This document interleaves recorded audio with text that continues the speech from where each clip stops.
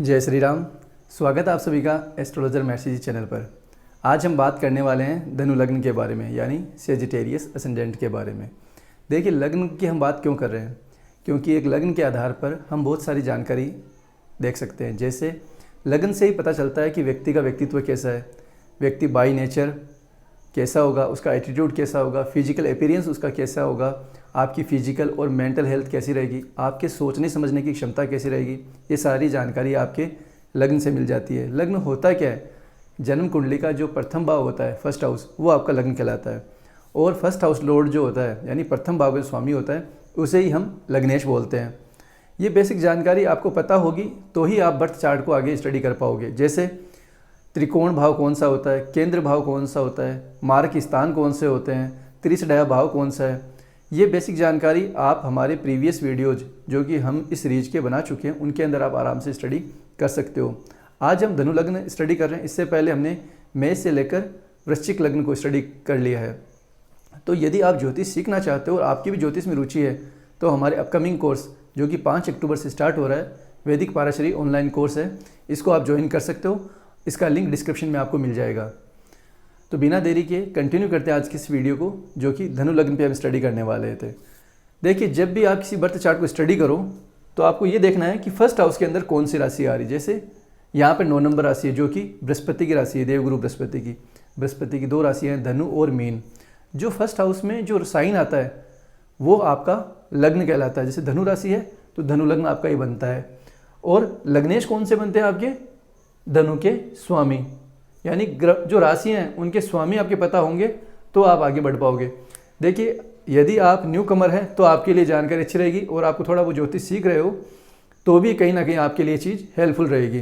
क्योंकि ये जो सीरीज है इसका जो मेन इंटेंशन है बनाने का वो यही है कि जो न्यू कमर है, जो ज्योतिष के अंदर अपनी स्टार्ट कर रहे हैं स्टडी, उनके लिए बहुत ज़्यादा हेल्पफुल रहेगी। तो लग्नेश यहाँ पे आपके बनते हैं बृहस्पति, यानी देवगुरु बृहस्पति। और महर्षि पराशर जी ने क्या कहा है कि जो भी आपका लग्नेश है वो आपके लिए हमेशा पॉजिटिव रहेगा, अच्छे परिणाम लेकर आएगा। भले ही उसकी दूसरी राशि 6, 8, 12 में क्यों ना आ जाए, 6, 8, 12 में आ भी जाएगी तो भी उनका जो नेगेटिव प्रभाव है वो गौण हो जाएगा और उसकी अधिकता जो रहेगी वो आपके लग्नेश की ही रहेगी। यहाँ पर दूसरी राशि आ रही है 4th हाउस के अंदर, तो ये तो और ज़्यादा पॉजिटिव हो गया, यानी केंद्र भाव के स्वामी भी हो गए बृहस्पति और लग्नेश भी हो गए। तो बृहस्पति यहाँ पर आपके लिए अति शुभ ग्रह हो गए। धनु लग्न वाले जातक हैं उनके लिए बहुत ही ज़्यादा शुभ ग्रह हो गए बृहस्पति। तो यहाँ पर आप लिख सकते हो कि गुरु लग्नेश भी है और गुरु शुभ ग्रह की श्रेणी में भी आते हैं। तो धनु लग्न वालों के लिए गुरु की जब जब दशा आएगी तब तब आपको पॉजिटिव रिजल्ट मिलेंगे। अब देखिए, यहाँ पर आपको बात ये समझने की है कि रिजल्ट कितने अच्छे मिलेंगे, कितने ज़्यादा अच्छे मिलेंगे या कितने नेगेटिव मिलेंगे, कितने कम नेगेटिव मिलेंगे, ये डिपेंड करता है आपके ग्रहों की प्लेसमेंट के आधार पर। क्योंकि हर व्यक्ति का जो बर्थ चार्ट होता है उसके अंदर ग्रहों की प्लेसमेंट अलग अलग होती है। यहाँ पर हम बात करें पॉजिटिव की, तो पॉजिटिव ये जरूरी नहीं है कि धनु लग्न वाले जातक उनके लिए बृहस्पति सबके लिए अति शुभ हो गया। हो सकता है किसी के लिए वो कम शुभ रहे, न्यूट्रल रहे, ये डिपेंड करता है कि प्लेसमेंट कहाँ पर है। लेकिन हम यहाँ बात करें कॉमन लैंग्वेज के अंदर कि ब्लैंक चार्ट के आधार पर धनु लग्न वाले जातक उनके लिए बृहस्पति कैसा रहने वाला है, अति शुभ ग्रह रहने वाला है। इसके बाद में हम बात करते हैं 2nd हाउस की, जो कि मारक स्थान है। 2 मारक स्थान माने गए, द्वितीय भाव और सप्तम भाव। शनि ग्रह यहाँ पर, यानी मकर राशि है और मकर राशि के स्वामी बनते हैं शनि। शनि की 2 राशियाँ होती है, मकर और कुंभ। एक राशि तो आ गई आपके 2nd हाउस में और दूसरी राशि आ गई आपके 3rd हाउस में, जो कि त्रिसडया भाव है। तो शनि मार्केश भी हो गए और त्रिसडया भाव के स्वामी भी हो गए। और शनि हम सभी जानते हैं कि नैसर्गिक अशुभ ग्रह हैं। तो शनि ग्रह धनु लग्न वालों के लिए मार्केश भी हैं और त्रिसडया भाव के स्वामी भी है। इसलिए आप ये बोल सकते हो कि ये क्या हो गए, पापी ग्रह की श्रेणी में आते हैं। लेकिन हम यहाँ पर लिख लें शनि को शनि, लेकिन हम यहाँ पर लिख रहे हैं शनि आपके लिए मारक हैं, शनि कहीं ना कहीं आपके लिए पापी ग्रह हैं। अब इसके बाद में हम बात करते हैं त्रिकोण भाव की, क्योंकि हमने 4th हाउस स्टडी कर लिया है। त्रिकोण भाव में 5वें भाव में राशि आ रही है मेष, जो कि मंगल की राशि है। मंगल की 2 राशियां हैं, कौन कौन सी, मेष और वृश्चिक, एरीज और स्कॉर्पियो। मंगल वैसे तो नैसर्गिक अशुभ ग्रह हैं, लेकिन आपके चार्ट में पंचमेश होने के कारण ये शुभ ग्रह की श्रेणी में आ गया। 12th हाउस जो कि न्यूट्रल भाव है, जिस द्वादश जो है यानी 12th हाउस लॉर्ड जो है जिस ग्रह के साथ में बैठता है, जिस भाव में बैठता है, जिस राशि में बैठता है, उन्हीं के अनुसार अपने आप को बना लेता है, जिसे हम बोलते हैं साहचर्य फल। तो मंगल यहाँ पर न्यूट्रल है और यहाँ पर 5th हाउस लॉर्ड हो गया, इसलिए मंगल आपके लिए यहाँ पर शुभ बनता है। तो धनु लग्न वाले जातक के लिए गुरुदेव बृहस्पति के अलावा एक ग्रह और है जो कि शुभ है। कौन सा है? मंगल। इसकी दशा के अंदर भी आपको पॉजिटिव रिजल्ट देखने को मिलेंगे। इसके बाद में हम बात करते हैं 6th हाउस की। 6th हाउस में राशि है टोरस, जो कि शुक्र की राशि है। शुक्र की 2 राशि हैं, कौन कौन सी हैं? वृषभ और तुला। एक राशि आ गई आपके 6th हाउस में, दूसरी राशि आ गई आपके 11th हाउस में। 11th हाउस जो कि त्रिशड़ा भाव में सबसे ज़्यादा मेलेफिक काउंट किया जाता है। 6th हाउस जो कि त्रिशड़ा भाव में भी आता है और त्रिक भाव में भी आता है। इसलिए शुक्र ग्रह जो कि वैसे तो नैसर्गिक शुभ ग्रह हैं, लेकिन यहाँ पर 6th house Lord 11th house Lord होने की वजह से आपके लिए ये ग्रह कहीं ना कहीं नेगेटिव कंसिडर किए जाएंगे। इसलिए हम यहाँ लिख सकते हैं कि शुक्र ग्रह आपके लिए पापी ग्रह की तरह रिजल्ट लेकर आएंगे।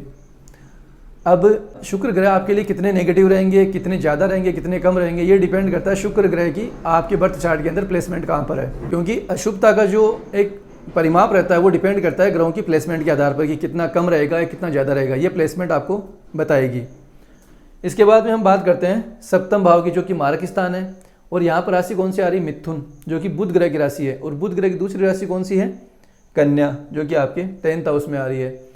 और पाराशर जी ने क्या कहा है कि केंद्र भाव के स्वामी जब शुभ ग्रह बनते हैं तो वो अपना शुभ परिणाम नहीं दे पाते, वो न्यूट्रल हो जाते हैं।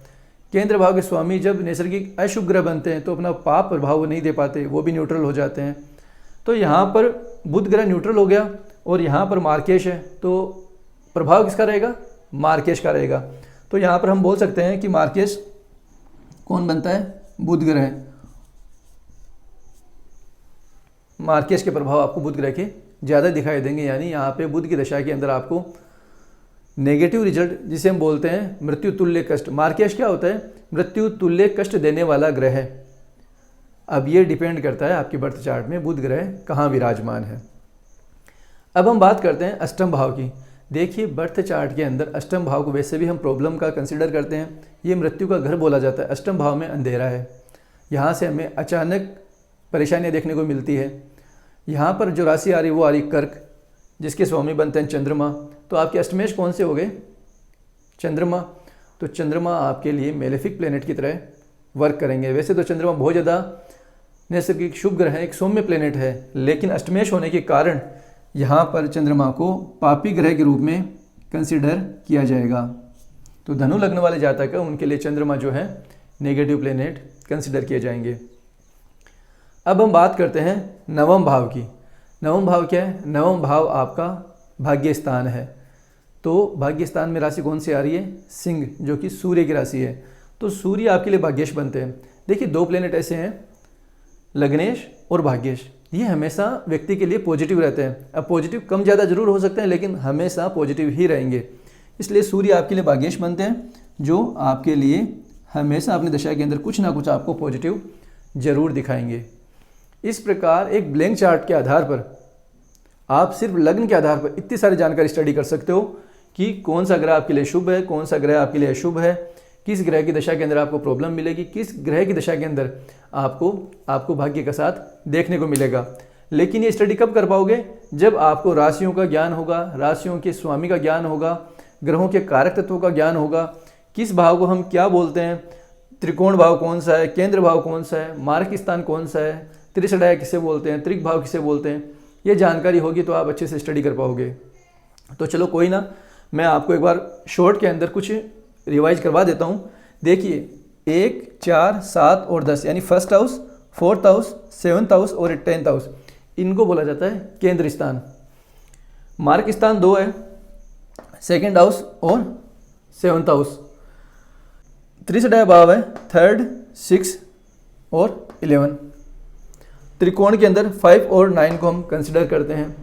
अब केंद्र भाव के अंदर भी हम 7वें भाव को लेते हैं और मार्क स्थान पे भी इसको लेते हैं। इसका रीजन मैं आपको बता देता हूँ। वैसे इससे पहले हम सीरीज के अंदर ये सारी चीज़ें स्टडी कर चुके हैं, लेकिन फिर भी आपको बता रहा हूँ कि 8वें भाव, जिसे हम मृत्यु का घर बोलते हैं, और भावत भवम के हिसाब से जिस भाव को भी आप स्टडी करो उससे जो 12th भाव आएगा, उससे जो 12th हाउस आएगा वो आपके उस भाव की हानि करता है। और व्यक्ति का जन्म कुंडली के अंदर सबसे ज़्यादा प्रोमिनेंट होता है वो होता है भाग्य स्थान, और जो भाव आपके भाग्य की हानि करेगा उससे ज़्यादा मेलेफिक तो कोई हो ही नहीं सकता। इसलिए इसको सबसे ज़्यादा पापी कंसिडर किया जाता है, क्योंकि ये आपके भाग्य की हानि करता है। ये मृत्यु का घर है जो कि अष्टम है। अब अष्टम भाव का 12th हाउस कौन सा हो गया? सप्तम भाव, इसलिए इसको सप्तम को मार्केश बोला जाता है। अब भावत भवन के हिसाब से अष्टम का जो अष्टम बनता है 7 और 8 वो बनता है आपके 3rd हाउस, और 3rd हाउस का 12th हाउस जब आप कंसिडर करोगे तो कौन सा आता है? 2nd house. इसलिए 2nd हाउस को और 7th हाउस को मार्ग स्थान बोला गया है। इस प्रकार आप बेसिक जानकारी यहाँ से स्टडी कर सकते हो। और यदि आप ज्योतिष सीखना चाहते हो तो हमारी एक सीरीज बनाई हुई है आई ज्योतिष सीखें, जिसके अंदर 7 से 8 वीडियोस हैं। वो बेसिक के लिए बहुत अच्छा रहेगा आपके लिए, उनसे आप सीख सकते हो। और यदि आप इस ज्योतिष के अंदर डीप नॉलेज लेना चाहते हो तो हमारे अपकमिंग कोर्स जो कि वैदिक पाराशरी ऑनलाइन कोर्स है उसको ज्वाइन कर सकते हो। लिंक आपको डिस्क्रिप्शन के अंदर मिल जाएगा।